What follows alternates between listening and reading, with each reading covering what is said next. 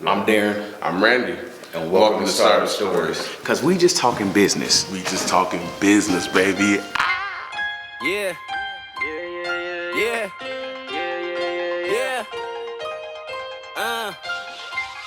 Look, every morning I wake up. Yeah. All right. Welcome back to Startup Stories. I'm Darren and he is Randy. My dog said Randy. How you feeling? Man, you gotta let him know, man. Gotta let him know. Most definitely. So thank y'all for coming back. Today we have with us Dom, aka Mr. Toretto, aka quarter mile at a time. Also military veteran and business owner. How you feeling today? So far, so good. There we go. So, please tell us a little bit about the business that you own. Well, at the moment, I own two. Okay. So one is the one that I started much earlier, and it's my leather one. So it's JC Leather and more. And the big one that everybody, at least for the most part, knows is Kitsap Crafters Market. Okay. And so, how did you? So I want to start the leather part because that one's intriguing. How did you get into like leather making, or maybe is that the right terminology? Yeah. So it started when I was a kid. My grandparents used to watch me growing up, kind of babysitting, And I think I was about maybe 8 or 9 years old. And my grandfather, he didn't speak much English. Unless to tell you that you're full of something, right? Or what you're saying is a bunch of bull. Those are the only English words he ever said, right? So, but I would sit down on this bucket and he gave me this chicken bone and I'm like, you want me to eat it? Like, I'm like looking at him like, what? And he was showing me what to do with this leather belt. And basically it's sleeking it. It's making it smooth on the outside. So I was like, okay. And then he handed it to me and I sleeked his belts. Okay. When I sat there and he would just constantly, just tell me to watch him, and I would watch him just take a blank piece of leather, and while it's still kind of damp, right? Because you have to wet it, and he would just start these what seemed to be like random cuts, and then as he made passes, those random cuts turned into figures, something that you can like a pattern. Mm-hmm. And then he started doing detail, and you can see this floral sort of arrangement going along this belt. And I was just like, whoa, and he's been doing this for, I can't hear myself. So I don't know if it's going out there, but, and he's been doing that since he was a child. So, all of that history, all that work and all that practice just culminating all in that one moment when I'm just watching her do this. And, he taught me quite a bit as a kid, but, as a kid, you have other things on your mind as well. So, there's some things you hang on to, some things you forget. But in elementary, he went to my school for career day because that's what he did as a career. And he showed a lot of my friends, there's pictures of me when I was a kid there in the background, all my classmates watching him just do the same thing that I've seen him do over and over again. And he would sell his belts at the bazaar. This is a local bazaar over in Fort Worth, Texas. And and as I grew up, I got into other things, other kind of artwork, music. And then, when he had passed, he passed me his tools because I was the only one that was interested in what he did. Wow. So it took a bit. I was married by then. I came back to visit home, and I told my dad, I was like, hey, can you bring down Pop's tools? And he's like, okay. I literally sat in a chair right by we had a piano and everything. There was a sort of a desk. I sat there and tooled for maybe 18 hours. I didn't sleep all night. I sat there remembering everything he taught me. And I did he had a signature flower that he did that some of the other businesses that he helped start, they wanted this pattern and he wouldn't give it to them. Okay. So I did a rendition of it and I gave that to my grandmother, and that's where it started. My wife, being a crafter herself, she was encouraging me like, hey, you can do this. You can, we'll support you. And that's where it started. I was like, okay, well, we'll start it. And JC Leather was my grandfather's business. And it was so old. Like it was in, I think, the account for, because we get our stuff at Tandy. Shout out to those guys. They're awesome. Since like 1963, 1964 is when he had his account with them. So Wow. And I didn't know this until we get to Tandy headquarters, which is in Fort Worth, Texas. Again, is right there in my backyard, literally 15 minutes away from my house growing up. And they went to add my name onto the account. Turns out it was already there. Oh wow. What? So like he knew you were gonna be following. It was Oh already my there. gosh, That's man. crazy. That is amazing. How long do you know how long your name had been there? No. Wow. They went to go add me, and they said I'm already there. Wow. So I was like, well, it's kind of those moments when you're like, well, I got no choice now. Yeah. Yeah. So I want to know. So you said that his marker was that flower. Mm-hmm. So do you follow in his footsteps, and do you have like your own style of flower that you put on? And so actually, did he put that flower on everything that he made? Pretty much. And so then did you also follow in his footsteps, and you do that, like no matter what it is that you're making with your leathering, do you do the same thing? I have his original, or at least his only surviving piece that has it. Okay. I have that sheath, and I have the pattern drawn out.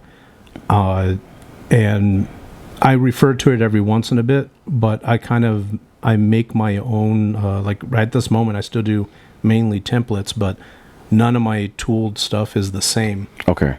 And I developed my own sort of internal details on those flowers. And there's only been one piece that I've done, and it's on my wife's purse. If she ever brings around to show you, and in her defense, it is heavy. I'm pretty sure it could stop quite a bit. And it is kind of a heavier purse, but the floral arrangement and the design was all freehand on that. Wow. So I wanted to challenge myself to see if I can do that like my grandfather did. It's not exactly like my grandfather did, so if you could think of like tattoo artists. Yes. Right, they have a template they put on, then they follow the template, and then they kind of they add in their own shading, their own detail. Mm-hmm. And leather work is sort of the same thing. I can wet the leather, and then there's like a plastic sort of a template you can bring over it, or you can draw with a paper over something and trace, and it will leave an indentation. And you can lift it, and it has lines very clear. You can follow it and everything. And then you can go into what's called a swivel knife, and it's like a freehand cutter that you can use to separate the fibers, and then you can move from there. I still draw out sort of my own templates. He didn't. My grandfather just went straight into cutting. Wow. He didn't have any. He just cut. Like he just saw it. Freehand, if you will, freehand. Yeah, freehand, free cut. Yeah. He would just go skip that entire, like imagine if a tattoo artist didn't have that template on you and he just started going. That's what he did, in a sense. Like if you can think of it like that, that's what he did. Wow. That's incredible. And I don't know how many decades of dedicated. That was my next question, was how long had he been doing leather work? So far as what I understand was ever since he was a kid. Wow. So if you can imagine like all those years of just dedicated work and into a discipline. Yeah. It's like, what's at the end of that? Well, you get to see people like my grandfather that you're just sitting there and you're like, how? And to add like the icing, if you will, or the top, you know what I mean? He was colorblind. Oh wow! And he has painted pieces that you wouldn't, if you didn't know that detail, you wouldn't think anything of it. But if I were to tell you after seeing it that he was colorblind, you were gonna be like, how? Wow. That's like Beethoven writing pieces and him being deaf. That's that was the level that he was on. And he had labels for all of the paints that he had because, again, he was colorblind. He couldn't tell what he was dipping in the brush into. So just trying to imagine the color wheel in your head and what something may be coming out as he's fading these flowers into like pinkish into greens and everything like that. And it's like you couldn't tell. Wow. My mom found out, when he was driving, and he had my mom like he was like, "Is it light green?" And she's like, "What do you mean, is it light green?" He couldn't tell which one was green or red. He couldn't. So that's what my mom was like. I didn't know Dad was colorblind. Yeah. Wow. And it's just thinking back at his work and everything, like, I can look at my pieces that I've had, as complicated and as flashy and really cool as they are, and as difficult as they are, they wouldn't measure up to my grandfather's, like, not one bit. Like, I look at it and I'm like, and it kind of it pushes me to be better. Yeah. You know what I mean? So, yeah. So I would say, I'm gonna say this, man. We all, well, I shouldn't say all. I am one that has taken after my dad, Mm-hmm. And I do photography. My dad handed me my first camera, and it used to be his growing up. What I'm gonna, I think the fact that we are following in their footsteps, Mm-hmm. We are traveling the path that they kind of laid down for us to travel. Mm-hmm. That in itself it speaks volumes, and I know that he's like, you know what I'm saying? Dude is proud of you. He already had your name on it. Yeah. He already put your name on it. Yeah. So he already knew what was going to happen. He knew it was going to happen. So I ended up moving it from Texas all the way up here, and it's weird when every once in a bit when you go into like when I go in to go get more hide, there were times where they were like, "Hey, that's not your price." Oh. And I'm like, "Huh?" And they're like, "Yeah, yours is much lower." Oh my goodness. And I'm like, there you go. What? And I'm like, my goodness. And they were like, "Yeah, you're grandfathered into this, that." And I was like, "I don't know what those are, but this sounds great." I'll take it. I'll take Thank you. Thanks. And those guys have been pretty awesome to us. And again, Tandy Leather, they've been awesome. So I always go back there. And so, do you still order your leather from down in Texas, or have you switched in? They have 2 locations up here in Washington. Oh, what? So how? I mean, are they nationwide, or are they just in a few spaces? I'm not entirely sure where in the U.S. like all where their reach is, but I do know that there's one in Seattle. Okay. And there's one in Tacoma, and the one in Tacoma. That's cool. So you get to still stay true to the business that has been rocking with your family since, would you say, 64, 69? 63. I believe 63. So since 63. Wow. You've been with the same, your family's been enrolled in the same business, and now you're with that same business. That is great. Something else that you do is you paint. And I've seen your paintings, and they're wonderful. And I've been able to be in the store and watch somebody come in there and just look and go, I want that. How did you get into painting? Oh, wow. Okay. So in high school, I guess I should go back from that. All the boys in my family, they're all artists to some degree, and they all kind of chose different disciplines to kind of get into. My brother Johnny used to love doing like comic book sketching and stuff like that, and my brother Isaac was kind of a multimedium. He was for a while. Have you ever been to Six Flags or? Mm-hmm.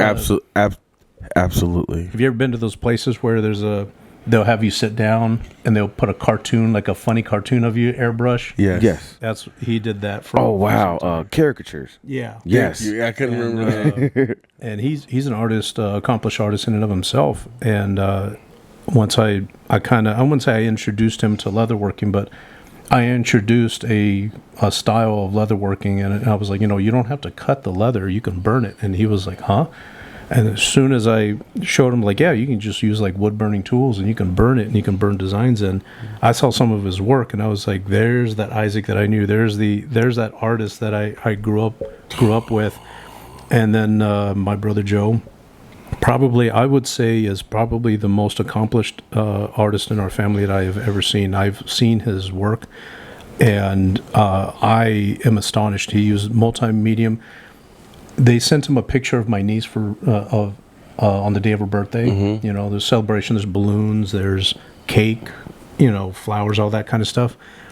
And mind you, like, nobody's family's perfect, right? My brother, he was in prison for some time, so if you have something to hone in to get some skills to better yourself, you had nothing else to do, right?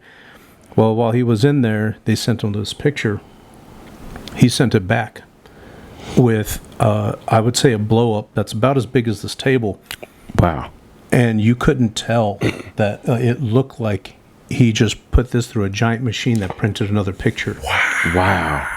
That's what it looked like. It was that precise. And he used ink, pastels, acrylic.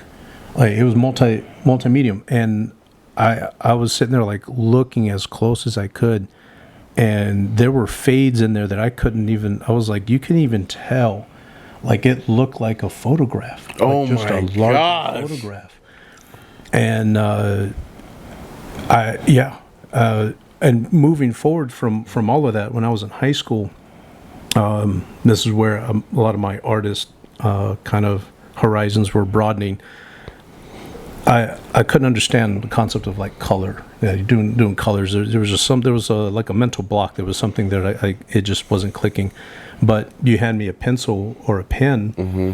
and I would sit there and I can sketch almost anything, and I can do all the fading out and stuff. My brother Joe's work, like some of the stuff that he did when I was in high school, he was out at this time, and he showed me like how to work with pen and ink, and that broadened my horizon. I was like, yes, I can do that. I can, and I sat so many times just sitting there sketching, working, and then I was able to draw things like abstract and some of the things like our teacher, she used to love to challenge us. Yeah. So she would put all sorts of stuff up, and she's like, use the medium, use whatever you want, but that's your focus. And then she would like leave it up, and she was like, all right, now you got to pretend there's a mirror, and you got to do this upside down without turning your page upside down and doing it. Like you had to like draw it as if it was upside down, and what would that look like? Oh my gosh. Stuff like that. She pushed me a lot into the chalk pastels and everything like that, and doing charcoal work, and I got really good at that. Excuse me. And then so we fast forward, right? I'm in KCM, right? Kitsap Crafters Market, our first location right there in the mall. And I'm helping painting these Washington State signs, right? And they're like wooden cutout. And they're like, you can help, paint these. They were going to do something like they were going to paint them like white or black base, and then they were going to put like vinyl on it and something simple. And I was like, fine, whatever. So I'm sitting there and I'm painting, and I was like, you know what? This is time for some Bob Ross time. So I put up some Bob Ross, and I'm watching him do his stuff, and I was like, I'm gonna follow along, see if I can get this. Bob Ross is doing oils. This is acrylic. So I'm sitting here doing some stuff. I get the first one done, and they're like, you need to do another. Oh. I was like, what? And they're like passing me more, and I'm like, I can't bust these out like that fast. I'm like, hold on, let me get another, and I started doing it, and then they were like, you're really good. You should start doing this. I was like, I'm just kind of sort of copying what's happening here. It's like how can I put it? I don't know if it's an official saying or not, but you can kind of think of it like this. If you're going to try to master an art, the first one you should master is the art of imitation. Yes. So, yes. That's basically what I was doing. I was just imitating, and then as I was doing it, I was not only just teaching myself or reteaching, because I understood some of this, how to handle the brushes, how all that kind of stuff, but now I'm doing it with color. and for some weird reason it clicked, like the color, all of it, like why it just clicked. And Emily and which is my wife and her family, they got me my own like starting kit with oils and paintbrushes, and I was like, well, it's a gift, I gotta use it. So That's crazy. that's how I got into painting. And then I just, after every piece, I just get better, and I challenge myself constantly over and over. And I'm like, I didn't get that right this time, but next time, I'm going to make sure I get this. And that's kind of how I treated it. I feel like with art, it's an ever-changing, evolving organism. It is. It's never going to be the same. The way they painted 10 years ago is not the way they paint today. They use things completely different to you now. I think I think that's what I love about the art so much, is that it's always evolving, it's always changing, it's never the same. And I found that when I started painting, I was paying attention more to things around me. Yeah, I was noticing trees I never really noticed before. I was noticing like the color of the leaves. I was just noticing everything around me. absolutely. So Absolutely. Yeah. Yeah. And to be quite honest, the painting got me through the last 2 years of my military career. So That's crazy how how an art form can open your eyes to other things that you never thought about seeing, or just opening your eyes to things in a different way. So I think that's pretty cool that you were able to see that and view that, and now you view colors differently, you view scenery differently, and all those things. You kind of answered this question earlier. All right, so one of the questions I want to ask, and you kind of touched on this earlier, but your grandfather owned his own business. Did anybody else in your family own a business? yeah, my dad, paint and body. Okay, That's what he did for pretty much all of his life as well. So he owned a couple and was pretty successful in them. I think they'd gotten 2 cars that were in a Lowrider magazine. That he did. Wow. And that was a collaboration with my brother Isaac and my dad. My brother Isaac went in and doing all the airbrush work and marble designs on cars with let's see, I remember one, it was a Mustang. They wanted flames, these flames coming out, but not like normal, like hot rod flame. They wanted like these like a blue flame that came out. Okay. You go in with little fades of green and stuff like that. And they did that, and they did like a marble design, so it looked like it was like marble on there, and it came out really nice. And my brother did airbrush artwork on the hood. And next thing we know, it was like I think it was like maybe a month later, we get this Lowrider magazine that just was plopped onto the desk, and they were like, "Wait a second, that's the car." Yeah, And it was the car they did. Wow, that's amazing. That happened twice. Speaking of cars, I got a question about Texas. Uh-oh. Yeah, it's about cars. Now I don't know if this is a Texas thing, or if this is a Houston thing, or whatever. What in the world is up with the rims? Them things look like elbows sticking all the way out. What is that? I have no clue. I'm not sure what you're talking Y'all about. ain't never seen it? Listen. So our cameraman knows exactly what we talking about. He done seen this stuff. He done seen these I don't know what. I think maybe it's a Houston thing. Them elbows sticking out off the rim, like the whole rim. It's probably like a solid like a foot to 2 feet sticking off the outside of that dang rim. What? They be swinging the cars down the road. like the piece is sticking out of the rim. It's basically like the Is it the a spokes. cone shape? Yes. Yeah, that thing. Hold on. Now I've seen a couple of these. Are like the thing? Okay, so the tires are like this. No, not the tires. It's like a cone. So like if the tire was lying down, right, with the rim and all, Yeah, it comes up like a cone sticking out of the tire. So when you put the tire on, they're sticking like another 8 to 10 inches of like spokes sticking Yeah. out. Yeah.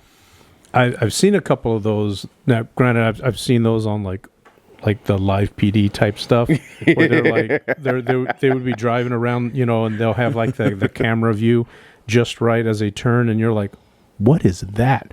Like, is that street legal? And you see this thing sticking way out, and I'm like, what is that?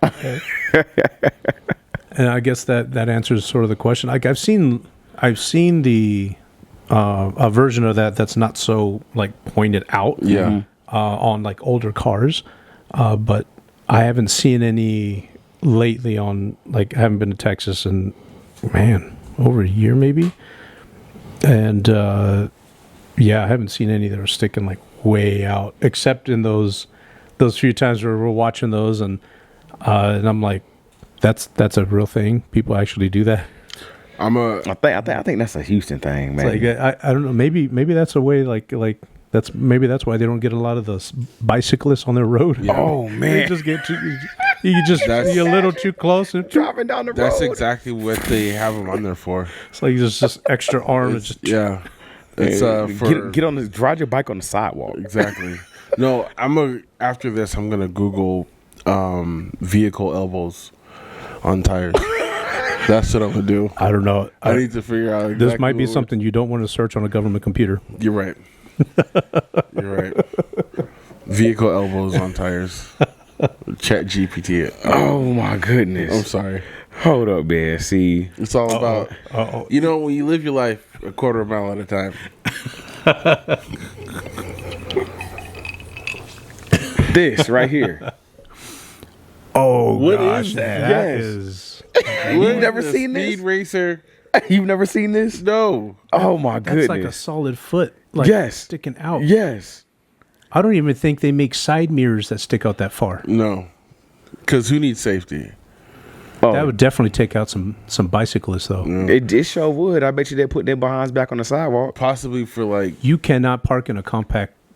You can't park in a regular parking space with that on. No. So you can't park here with those car elbows. No, you cannot.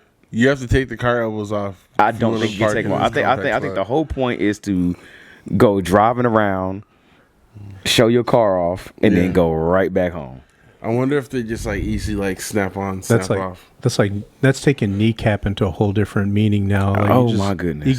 You get close enough. Out. Yeah. I'm not gonna lie.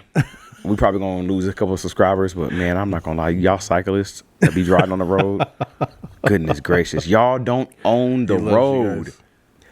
Get on the sidewalk.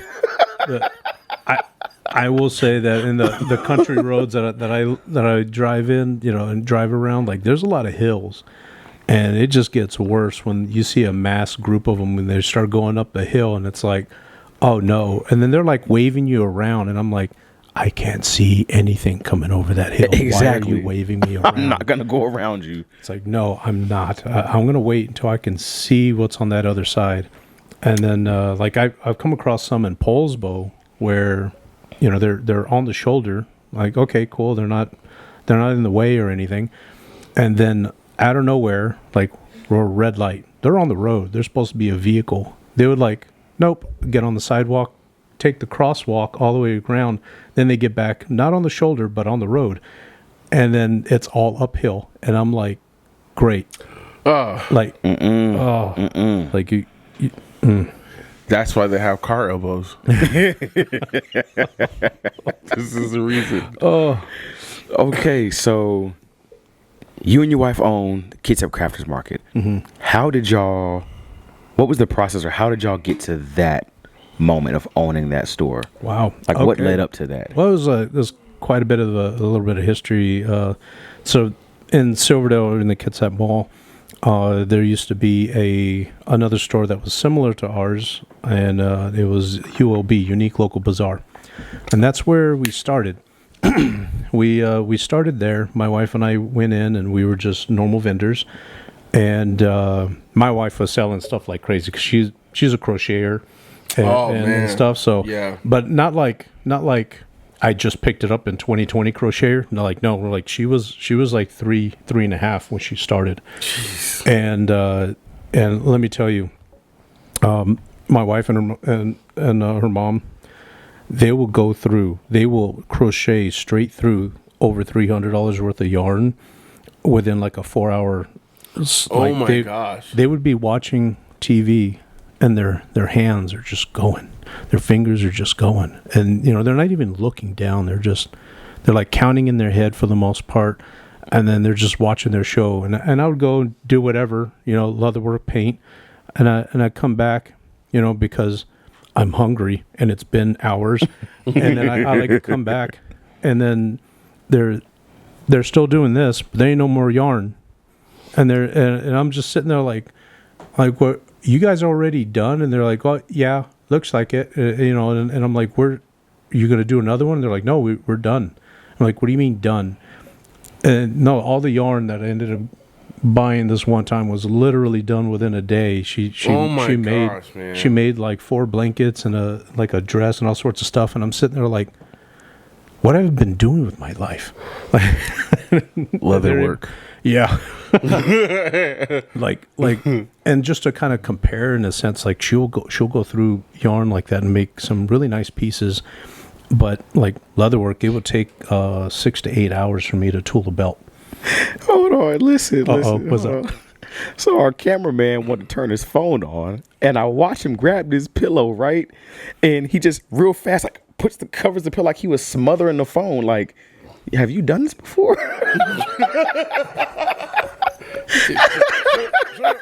It was the way he did it, and I was like, he had the face and everything. So folks, if y'all watching this, if y'all see me looking like.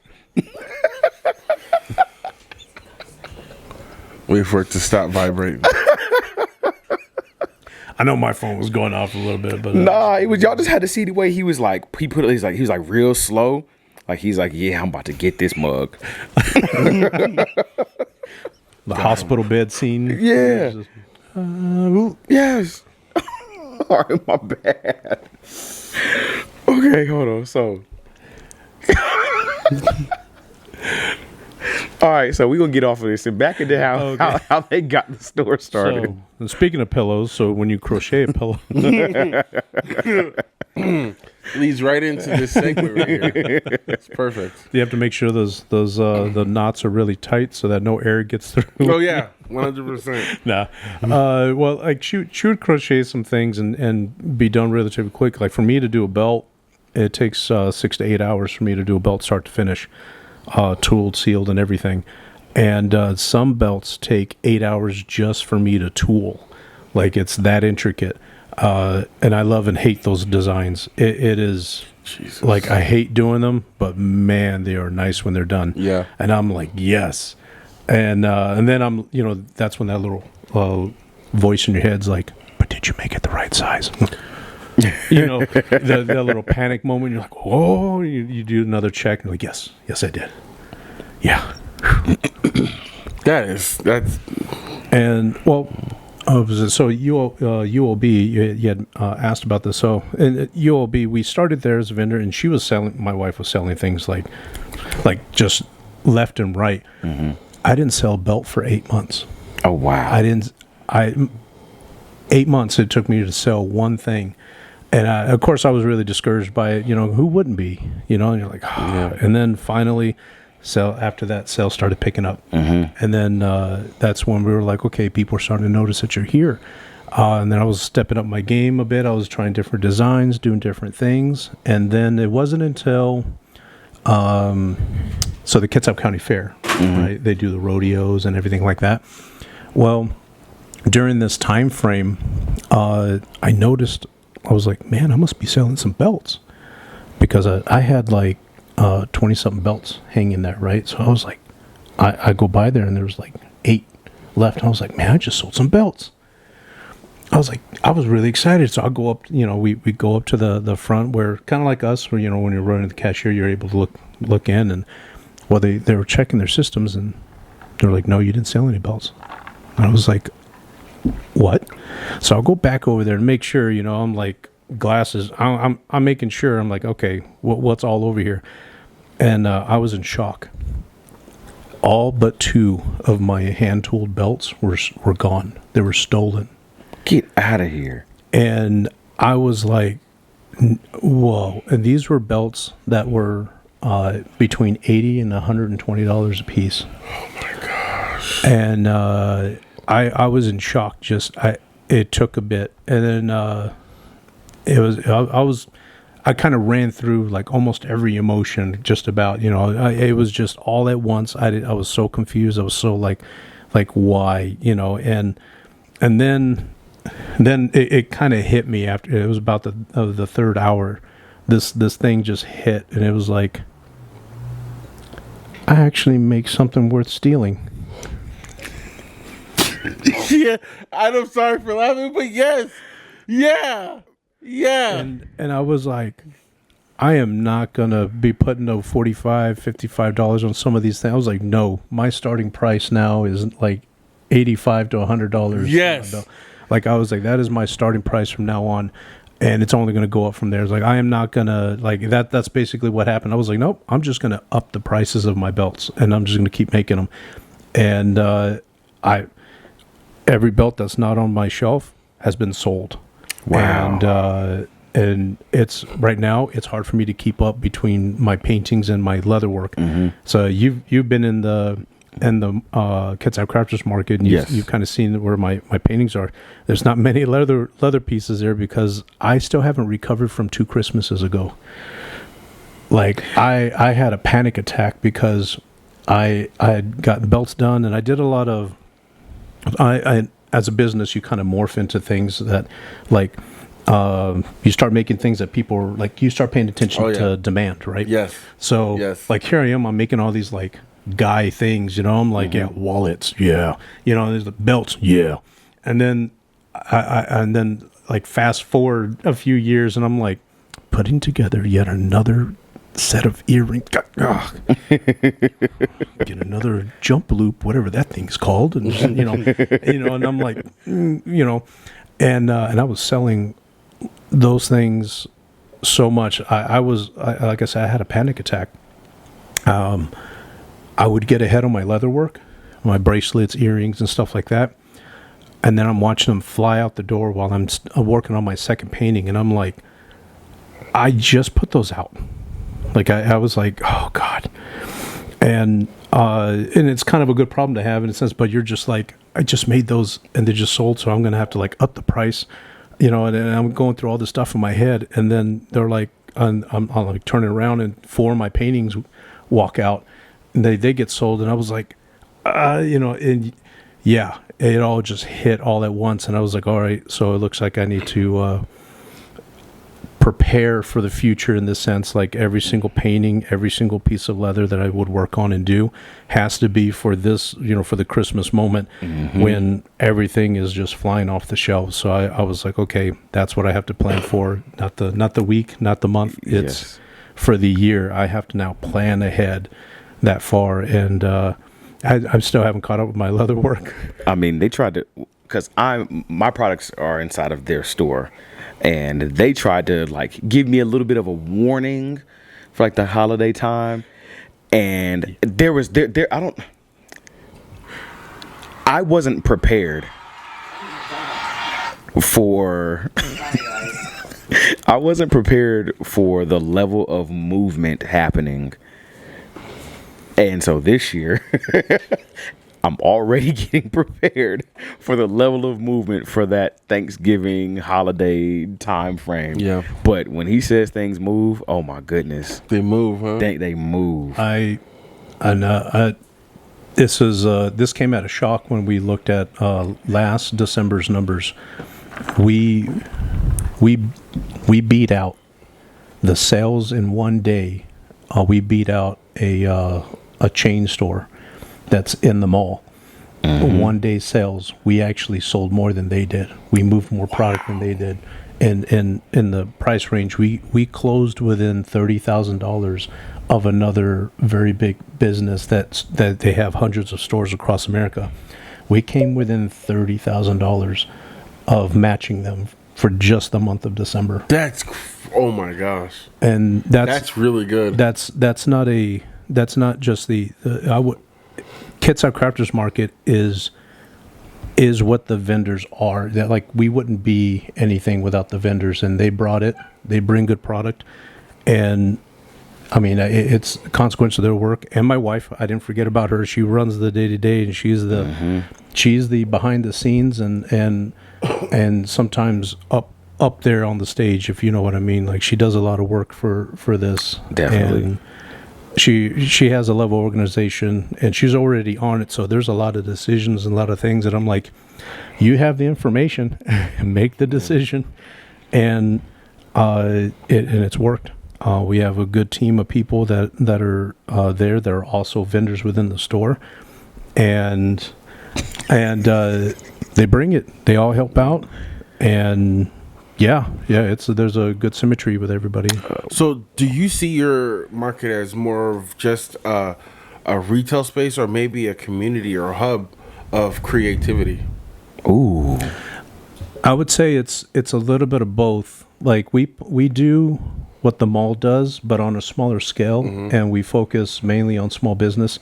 I think everybody, actually, now I'm thinking about it, everybody in our stores is a small business, and I would say 98% of them are local. And yeah, they also collab with each other if they want to. We don't force things, but we do put little bugs in their ear and be like, hey, have you talked to so and so, and guys might be able to make something, and things happen. If they do, that's great. You know, if they don't, that's fine. It's up to the vendors. Yeah. The way we created the business was to give vendors, people, I would say, a chance and a hand in retail. Like, they just started out in that sense. Kitsap Crafters Market, we started Kitsap Crafters Market at the tail end of COVID, when things were starting to slowly open up. So at the end of the ULB, or our run there at the ULB, I don't like to speak ill of people or anything like that, but let's just say, in the most kindest terms, there were red flags, and we were like, we really need to seriously think about cutting ties because of these things. And it was a very hard decision. It was a hard thing to do, but we had to do what we had to do. And this is kind of a funny story. So if you can imagine, there's 7 vendors. I think there's seven or 8 of them left with us. But there were four other vendors other than us that were meeting and trying to figure out, well, what are we going to do? We have no place to go. We have no place to sell. We're at the end of COVID. Things are opening up, but things aren't opening up fast enough. Like, they were canceling shows and stuff like that for 3 years out. So there were a lot of people that go to the fairs that they were like, I don't have a venue for like possibly 3 years. Yeah. And but we hadn't even gotten to that part yet. But we were looking at it, and we were like, well, we can't get into fairs for the next 3 years. What are we going to do? So it was like the second meeting, and they had like, this is how you know you're being set up, by the way. So we go to their house. They had drinks. They had food and everything. And, of course, what do? I go straight to the food. I went there, and I was like, oh, yeah. Everybody else is like, one cracker, one little meat. Not this guy. You got food out. I filled up my plate. And I'm sitting there, and I'm like, yep, food, food. I'm a simple guy. Most of us are. I was like, food, drink, yeah. And then, the ladies are chit-chatting, their little chit-chat, and then all of a sudden, it just got quiet. And then I was like, and I look up, and they're all looking at me, and I was like, did they just ask me a question? And they're like, yeah, so what are we going to do? And I was like, slowly noticing that I was at the end of the table. Oh, man. And I was like, when did I become the head of this entire, like... I was like, what? It's because you had the biggest plate. That's and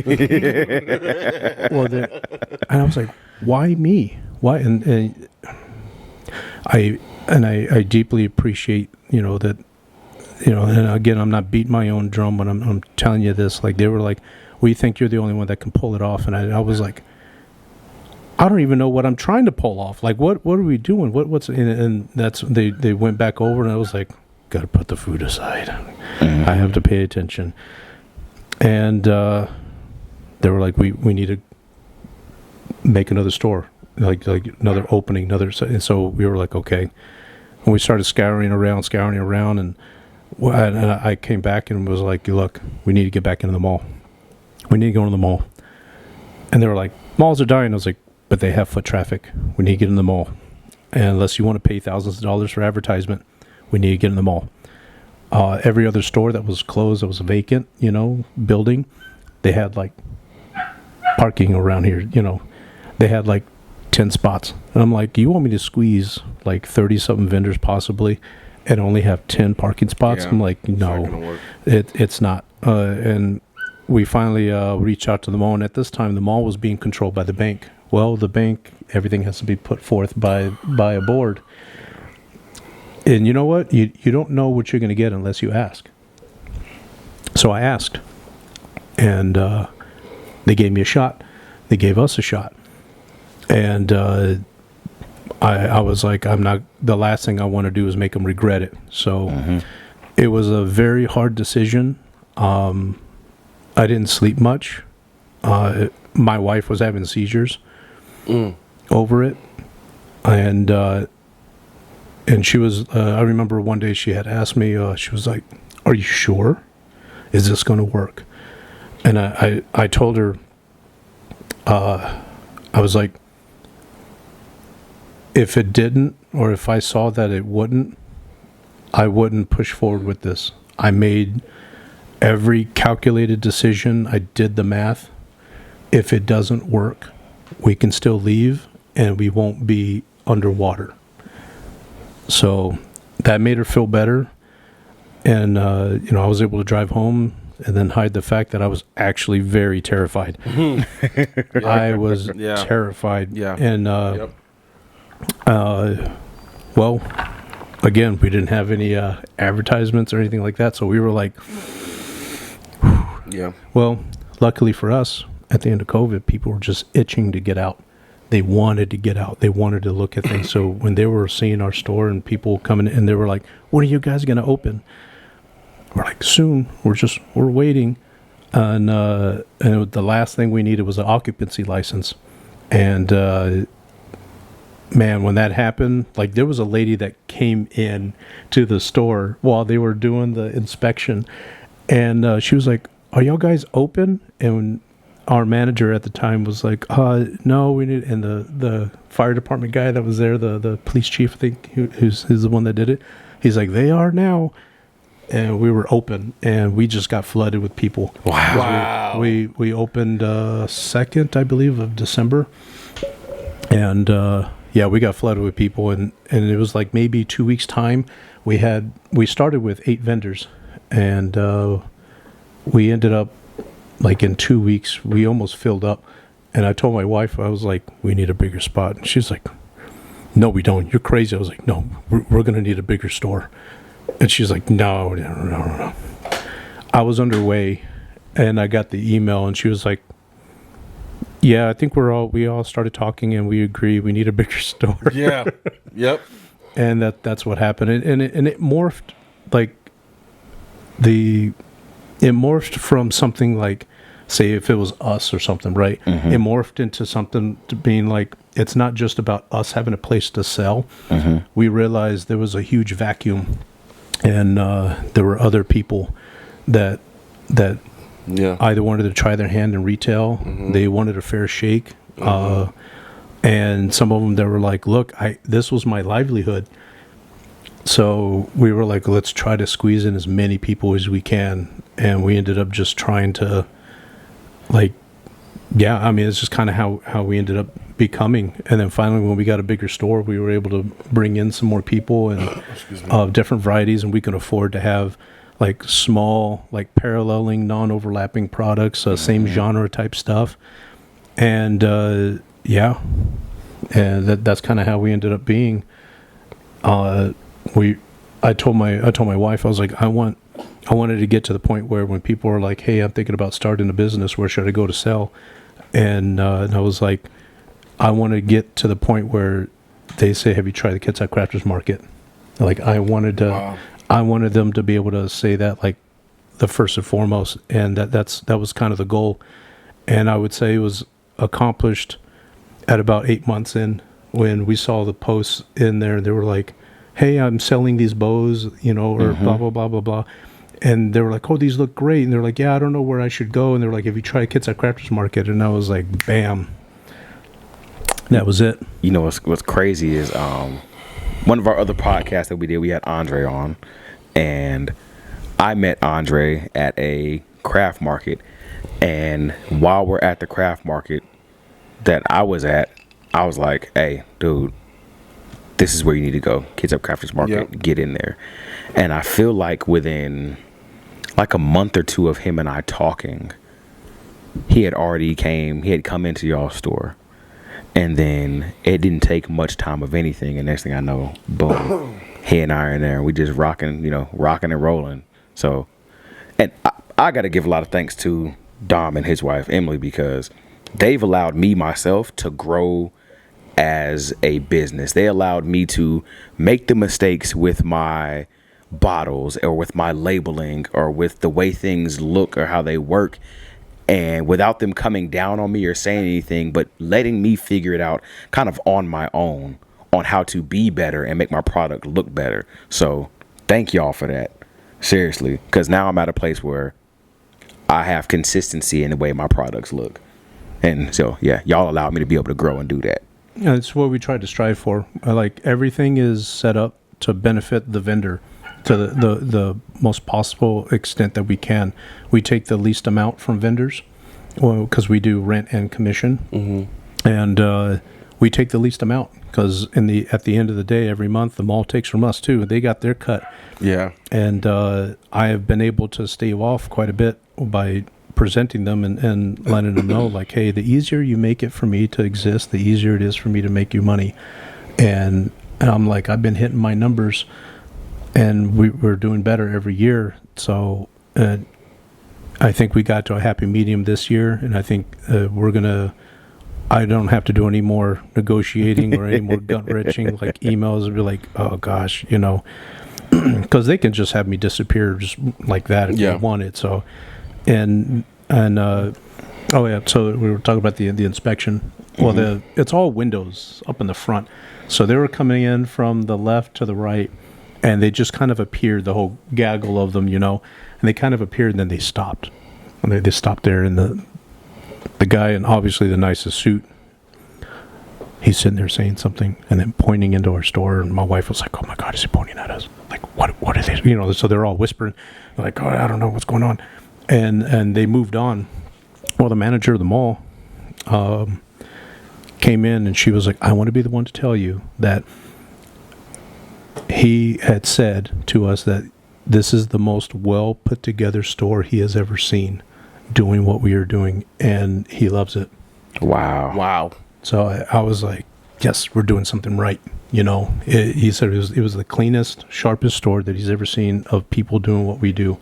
And we were sitting there thinking about it, and we're like, we are different from most of the other places that do kind of what we do, because a lot of the other places, they just kind of have stuff everywhere. Yeah. There's no rhyme or reason. Stuff's on the floor. They're just, everything's for sale. They've got little tags. You think it's a clock that belongs to the store. No, it's actually for sale. It's just, it's really weird. Sorry. And I was like, well, I guess we're doing something right. Exactly. So what time is it?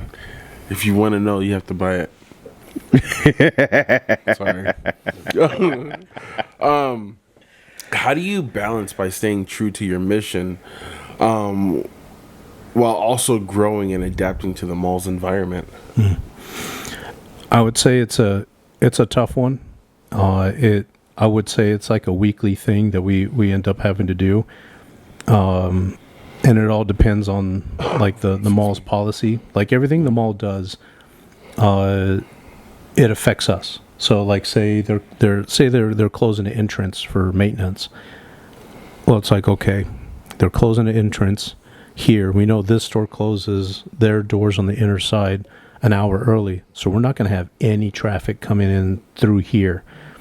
We're going to be slowing our sales down, towards the last 3 hours or something like that of operation, or any little thing that happens, it affects us too. So I wouldn't say that we give them a piece of our mind. We voice our concern. Well, we're always like, hey, if you guys are going to do this, what's going to happen with us? And they've been pretty good about like, oh no, this is what's happening. This is what we're doing to fix it. It shouldn't affect you guys. And we're like, okay. And it, like we have rules, guidelines that parallel, if not copy paste from the mall, if you know what I mean. Like, I guess here's one. Like, they don't like flashy kind of corny signs, you know, like the little bangs that have like the weird off colors or handwritten signs, for instance, and things of that sort. They do not like that because most handwritten signs are written poorly. So they're like no handwritten signs. Well, when they come in and do their walkabout, they're like, that looks good, you know, but it's a handwritten sign. And they're like, but that looks good. And they're like, yep, we wouldn't put it up unless it looked good, you know. It was typed. And if there's all sorts of stuff, like if it looks cluttered, they say something. So we're like, understand, we'll do what we can to, you know, encourage them to do otherwise. And you know, that maybe sometimes that means that person ends up having to go. And that doesn't mean like because their setup was bad. It's because they fight us on it. Mm-hmm. And it's like, look, it's either this entire store or you. And it's sometimes, and then it's like, sorry. And there's not a whole lot that you have to do to, you know what I mean, to be in the store. And I guess this is something to kind of take back for those of you that are wanting to operate a store like mine. So like, and this goes with vendors and the owners alike. So there's something you can kind of say it's like a proper decorum, right? Right. Hey, get along with the other vendors, you know, at least know about them, know their name, you know, get to know them, you know. Get along with vendors. Don't start things with other vendors. You know, just don't. There's enough things that happen in this world, and you don't need to make things worse. Mm-hmm. It's like, don't try to gatekeep. Don't try to block other people out from doing stuff. You know, like don't do that. It's not good form, and the things that you do echo out, and other people hear about it. So don't do that. What else? Don't lie to paying customers. Don't be aggressive to them. Don't pull other people away from other vendors just to try to get a sale out of them. You know, you don't have to be aggressive. This isn't the fair where you have to do things for attention. Mm-hmm. Like in a store like mine, you have a good price. You have a good quality product. Guess what? It's going to sell itself. I had people that were concerned that because they were towards the back of the store that they wouldn't sell. And I was like, actually, the people that make the most sales are at the back of my store. And, you know, they kind of don't know what to do from there. And it's like, well, I'm just trying to tell you that people walk through our entire store because we set it up to be inviting, right? Your, how can I put it? Relationship in like vendor to owner relationships, right? Get to know the owners, understand what their goal is, right? If there's something that's kind of rubbing you the wrong way, you know, don't just not talk to them, mm-hmm. right? Bring it up. That's fine. I expect you to. People, the vendors in my store, they all bring up questions all the time about hey, I'm going to bring this in, I'm going to bring that in. And over half the time, we're like, hey, go talk to the vendor. His business card's right there. Go talk to them. Make sure everything is good. If they're good with it, we're good with it. Mm-hmm. We understand that you know, a lot of crafty and creative people. At some point, we all end up thinking sort of alike. We kind of get the same frequency. Yeah. And it's like, yeah, you know, they have a laser engraver. You have a laser engraver. At some point, it's only a matter of time before somebody designs out the same thing or something. You mm-hmm. know, things like that happen. We do what we can to mitigate it. If you end up leaving the store, right, or moving on or doing anything, don't try to blast the store you were just at, right? Because that does something. So what does that teach people? That teaches people that at any point, if you upset them, that they're going to do the same thing to you, mm-hmm. and they're not going to want you in their store. They're going to be very careful about what it is that they say, and it's going to get so uncomfortable that they're going to be like, you know, this isn't working. Bye. because of that kind of stuff and things. It doesn't mend well. It's not good form, right? It does nothing. The last business that did that to us, guess where they went? That was the ULB. So when I opened, they were already our competitors. We sent paying customers to them because we supported crafters. We supported small businesses. If we didn't have something, we said, go check with them. And then they would go over there and they would come back and they were like, we can't stand them. And we're like, well, they're not in the best of places. It's kind of, their setup is a little different. And they're like, no. They were just talking trash about you guys. And we were like, look, spend your money where you want. I'm not gonna sit here and try to say otherwise or anything. I was like, for those of you church people, you know them by their fruits. Okay, so always watch what people say and what they do. Right, that's it. So you know them by their fruits. We didn't have to say anything about them or to them, and within 2 years' time, they were gone. Wow. They were, and every other pop-up that tried to pop up like ours, and I'm not saying this because I'm beating my own drum here, and like the longest lasting anything that was set up like ours only lasted 3 months. Wow. They had to go out to like the end of Port Orchard and other places to go and try to do what we do, because everybody wanted into our store, and most of the businesses came into our store. And there's a combination of things that go wrong with these things and with these businesses. And I encourage, I want another business that's a lot like mine to open up near us. I encourage that, and it's not so much as a competition sort of a thing. There are a lot of crafters and there's a lot of small businesses here, and it would be great if they had a place that they can sell on a constant basis like ours. Yeah. And they do a couple of things wrong. Right, so and I will explain this one because there's some things I have to gatekeep about because I'm under contract.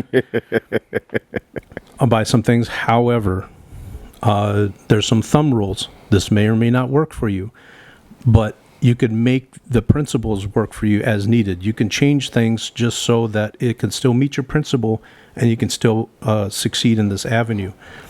So. One of the mistakes that one of them did was there's no rent, but there's like 30-some-odd% commission. That's heavy. Big problem. So I'm going to reveal that to you. The problem with having a high commission like that with no rent, right? You better have traffic 10 to 50 times the mall gets during Christmas if you want to try to run that game. Yep. So what happens is, because there's no rent, I can just give you my trash. Things that it's not going to sell anyway, that I don't even expect to sell. And if I do make a buck on it, you get 35%. You get 35 cents out of it. I don't care. I wasn't selling it anywhere. So you're just my overflow. That's what happens when you have low to no rent and high commission. They're not going to be motivated to give you anything worth selling, because if I put a whole lot of time and energy on this product, and you're taking a 35% chunk out of it, no, I'm not going to do that. I'll rather give you something that is subpar, I can kind of mark up and give to you to sell, and maybe I'll make a buck out of it. I don't know. I don't care, because it's my storage unit now. So that was one thing that happened to one of them, where they were like, no rent, high commission. And then I've seen where they had high rent, no commission. That's great if you can make it work for you.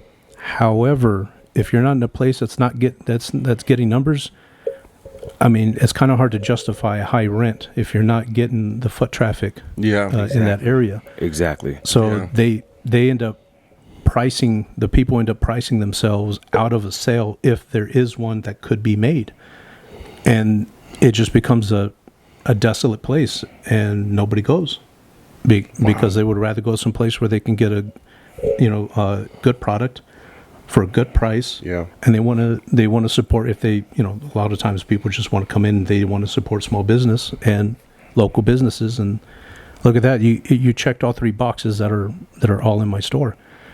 And like I said, I take the least amount from my vendors. Like, I don't even get a paycheck from this. The money rolls right back in to support for like bags, internet prices changes, because those things change all the time. All the time. Yeah. Power, because for some weird reason the mall, and I'm not bashing the mall here. Like, no kidding. We were like, why is it so hot in here? Then we realized that it wasn't the AC that was running. It was the heaters. What? Their heaters were running in the store, and we were like, it's 76 degrees out. No. Why are the heaters running? And I was like, oh no. And then I think it was towards the end of November, the AC would turned on, and we heard the rattling and everything. The metal, all the metals on the wall. We heard the rattling, and I was like, is that the AC? Yeah.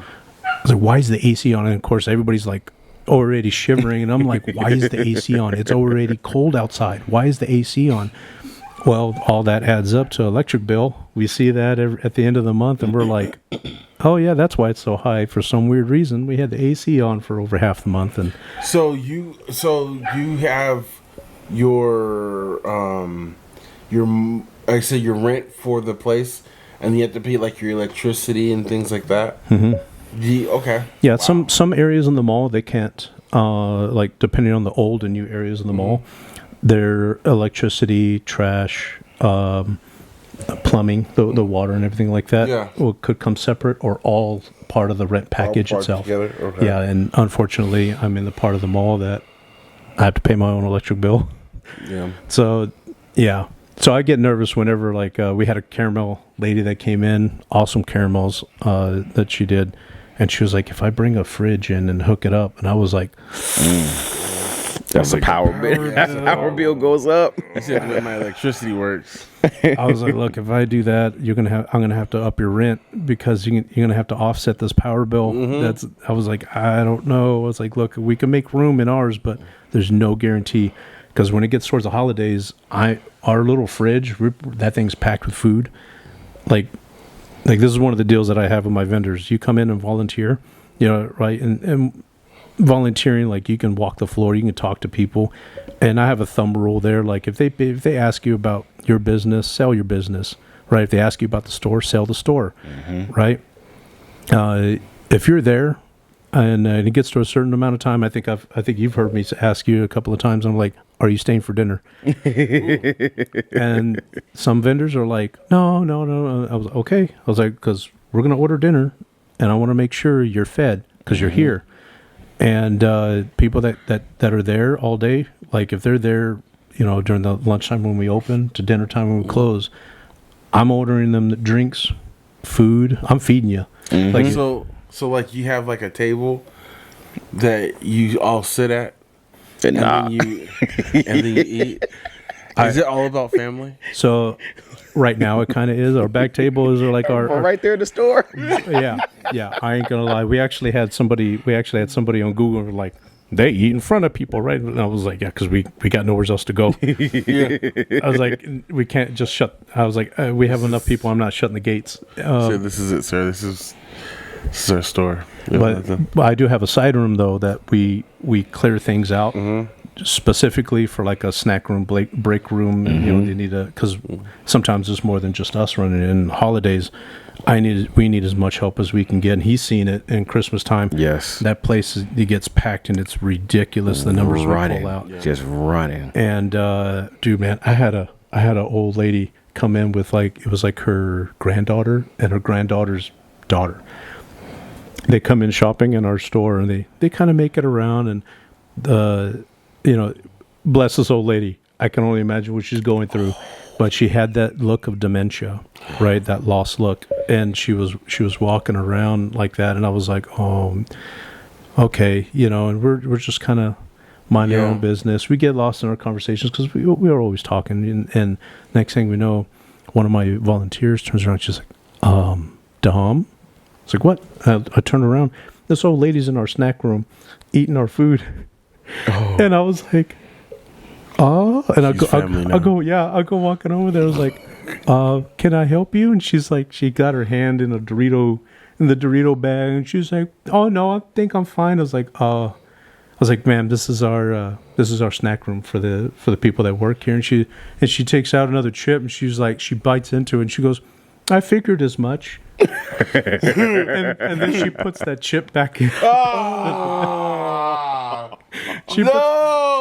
She puts it back in her bag, and then she's like, well, and then she was like looking around for something else to like grab to eat. And I was like, ma'am. And then her I believe it was, again, I think it was her granddaughter.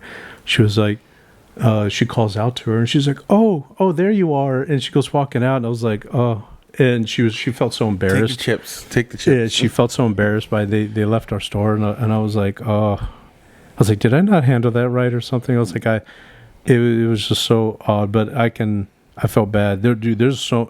I see so many things. Oh man, I see so many things. Yeah. Here's another story for you. This is wild. So, Christmas time, a lot of foot traffic, a lot of people coming in and out, right? And this guy's coming in, and have you ever seen anybody that like, if they work for a company, they got their company merch, kind of on them, and everything sort of matches. You know what I mean? I've only seen one or twice. So this guy had the vest, he had the long sleeve shirt, the khaki pants, everything's freshly ironed. There was just something off. There was something about this guy that was off, and it kept like poking me in the like. It was something there, and I could not get it out of my head. I was sitting there, I'm like, what is it with this guy? There's something about him. And my wife calls me over to do something, so I kind of lose my focus, and I'm helping him doing things. And then I sit down, and I'm watching the front of the store. And just right about where my eyes were naturally kind of resting, it hit me. This guy was barefooted. Oh. This guy was barefooted. He had toe rings on. It was clacking on the floor. Have you ever seen, the normal ring that goes past the knuckle? So you have like the ring in the position of the, and then it kind of goes past that knuckle right here, and it's like a longer ring sort of a thing. Yes. He had like two of them on his toes, like on each foot. And I was like, it looked weird. And this is like November. So it's cold outside. The floor is cold. And this guy is walking around barefooted, and then he was, and it made me even more nervous because he was standing right in the spot where somebody dropped one of the candles, the glass candles, and we swept it up, and I was sitting there like, I really hope we picked up all that glass. Like I was like, and I grabbed Emily, and I was like, Emily, and she's like, oh, what? And she's all like, and I was like, that guy's barefooted. She's like, what? I was like, look. And she's like, huh? And I was like, yeah, but he's standing right in the spot where the glass broke. She goes, and he goes walking by, and we're like, no blood stains. Okay. And we go right over and start making sure, like, did we get everything? But it made us super nervous. But I was like, barefooted. Oh, man, that's scary. It was just odd to me. I was like, what? I was like, it's raining out too, so I'm like, this guy's going to be walking in some cold, like wet ground. Last Christmas, when someone knocked over all my bottles. Oh, I just brought those in. The oil vinegar guy. Mm-hmm. One of his bottles broke. Oh, thank God it wasn't the tall ones; it was the little ones. Yes, that part of the floor is forever slippery. We can't get that clean. Like we tried everything, and you can see it, like the pool that it made, and just if that light hits it just right, you can see it, and we're like, yep, it's been like 2 years, and it's still like a spot in the store. Oh my goodness! I feel like you should put a sign up that says no shoes. No service. Dude, we get shirts are fine with. There was a family that dropped off a woman that we think she was post-op of some sort, because she was on something, not like an illegal drug or anything, but we think that she probably just got out of the hospital. They have her on whatever that they prescribed her with. They like left her out in front of our store, and they went to the rest of the mall. And so she was just slowly like rolling in, and we were like, and she went into the front window, and she literally, like, if you can imagine the backside of me, and she just went like this. No. And I was like, and when I came around, my wife was like, there's somebody in the front. And I was like, what? And I look over, I was like, how long has she been like that? And they were like, I don't know. I'm like, oh no. So I get up there, and of course I'm afraid. I'm like, great. Am I about to have to like call 911 and Yes. all that kind of stuff? Yes. And no, she was just super out of it, and whatever they gave her had her on she was so looped. And I was like, well, we're closing in like 5 minutes. And she said something on the lines of, and I was like, well, I hope your family's nearby. And then she like slowly like backed out and made her way towards the front. And before I was able to like get a hold of security or get her some help, her family came by and like rolled her out and everything. And I was like, they just left her here. That's messed up. That's terrible. That's Wow. But it made us worried a bit because we were like, oh no, like because we've already had ambulance and stuff already come to our store. Yeah. Peggy Paul, if you're watching, shout out. She's like the store's grandma, and she had her own heart scare and everything, and we were just like, oh no. I tell you that this woman's resilient. Like they don't make them like that anymore. You know what I mean? Like she's tough, and she ain't afraid to grab. She's the one that does all the metal work, and she hand cuts all of that with a plasma cutter, by the way. And like when I see metal falling, especially you have a sign saying sharp edges, right? Be careful. Like my digits go away. She went just catches that stuff, and I'm like, and then I'm like, yeah, I'm not a man, I guess. And I remember when she first came in, and I was kind of messing with her, and I was like, man, Peggy, what kind of biceps she got? She's like, what, these? And she rolls up her sleeve and she like flexes her arm, and I was like, that's some serious bicep. Oh, I was just joking. You didn't have to do that. Oh, wow. I was like, you got to tell me your secret. And she was like, a Miller from the bottle, not the can. Right. So I gotta write that. So we right about now we set last question. We like to ask the guest, that piece of advice that they would give to, and I feel in your case it's almost like a 2-part question, because you are a crafter yourself.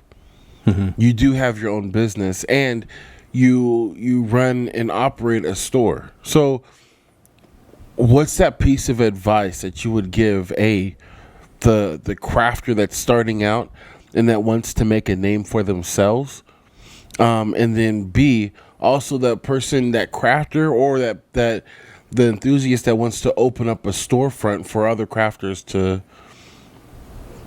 present their work? Okay. All right. So I would say as a crafter, I would say that the piece of advice that I would say that holds the most weight. Let's see. I'm just trying to figure out how to word it. Because I went immediately towards the last part where I was like, oh yeah, it's KCM. I was like, oh, let me answer the first part of it. So as a crafter, there's a lot of things that you're always going to be kind of changing with the times and everything, especially if you're looking to see where the money's coming from and all that kind of stuff. I would say that the number one thing you should realize is don't be afraid to up your price when you see things selling. Right now, let me qualify this.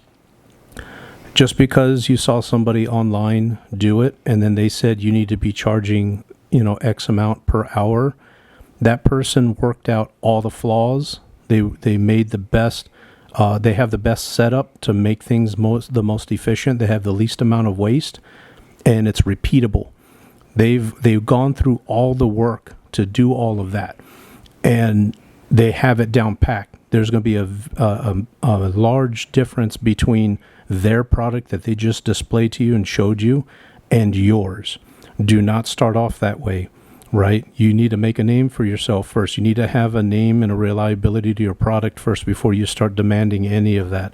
I was like, so don't be measuring like $50 an hour type thing. Don't. You need to look at where things are, and then when you start seeing people buying your stuff, don't be afraid to up that price, and then come back and then you can look at it and be like, man, I was charging like $10 an hour for this thing. Now I'm charging like $40 an hour for this thing, and that's how you know you're kind of there.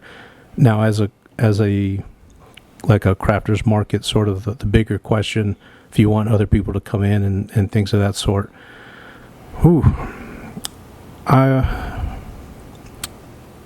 I would say this is a very important one.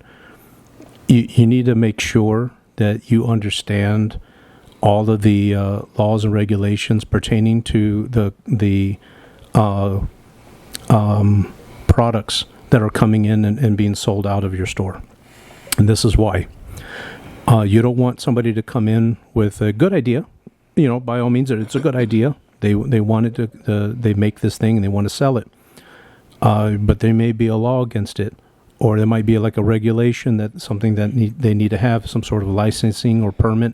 You need to make sure that all those T's are crossed and all those I's are dotted, because when somebody comes up and they ask you a question, you need to be able to make and say with 100% certainty that they have everything in order and everything in line, and you can give them their information, and it kind of shows that like these businesses that you're letting in, and you've already asked those questions, and it's also good to have that kind of documentation on hand. Yes. As a copy. That way, and if they really want to probe into these things, here's the receipt. You have it right there on hand. So I would say those things are probably very important. May not be the most, but they are very important. That I would say as a crafter and as a business owner, those are the two bigger ones that I've come to learn. I think it's I wouldn't think of that. I didn't think of that. I personally, I thought you were going to go in a completely different direction, but I see the value in what you're saying. It's important for you as the craft, the owner of the organization or the business, that you know just as much of the product, regardless if you are the one making the product. You need to know just as much about that product as the person that actually makes it. About from the wood burning to resin to pretty much everything, especially like there's food safe resin. You have to know, like, you if you didn't know, you wouldn't ask the question. Yeah. And sometimes you're that reminder about, to the vendor, be like, hey, is that food safe resin? And they'd be like, food safe what? Like, yeah. It's like, you should probably not put that on a charcuterie board if it's not a food safe resin. Like, you need to go and do some research, and we look into a good portion of that kind of stuff, and we make sure everything is good. The resin, like the defensive keychains, they're allowed here in the state, but if you're from California, they confiscate that. It's counted as brass knuckles, and so they'll take that from you, and you get like 2 days in jail. And yeah, we found that out from a couple that went to go visit California, and they bought one of those from our store, and as soon as they landed, it was confiscated, and they had this large bin, because whatever it gets popular on TikTok, it tends to. So they got thrown in the bin full of them, and they had to sit in jail and wait for 2 days while they get talked to about it, and ending with like a $200 or $300 fine or something like that. That's not right. I'm sorry, that's not right. And they were like, we didn't know. Yeah, that's not right. So, and I was like, we didn't know. So then we started doing some research, and we're like, we really need to make sure. And this was at the time also we had the sheriff's office in the mall, so we could just like walk over to the sheriff's office and ask them. And he was like, does it have chrome or metallic color? And we're like, no. And he's like, nope, you're fine. We're like, okay, good. Little things like that, like what gets taxed, what doesn't, like what counts as food and what doesn't. All those kinds of things you have to know. And it also helps because when paying customers do come in, if you're able to tell them about the product that they're looking at and about the business owner and everything else about it, they see that there's a big investment in, I wouldn't say like an impressive thing, but you would be like, oh, they know almost every single vendor in here, and they know about their product, and I can be able to sell them anything that they're looking at. Yeah. So in any sale, it not only does the vendor win, but the store wins. Yes. So, and that's how I treat the entire thing. The vendors are my customers, and the paying customers are theirs, and I'm also a vendor in my own store. So whatever rules that apply to them apply to me. Yeah. Like my own business, there's a 18% that's cut from that as well for commission for my sales that goes straight into the business. So I know that whatever rule is put into place, I must also follow. So. All right. Well, thank y'all for tuning in to Startup Stories with Darren and Randy. And today we had Mr. Toretto himself. I mean, Mr. Quarter Mile at a time. I mean, God dog it.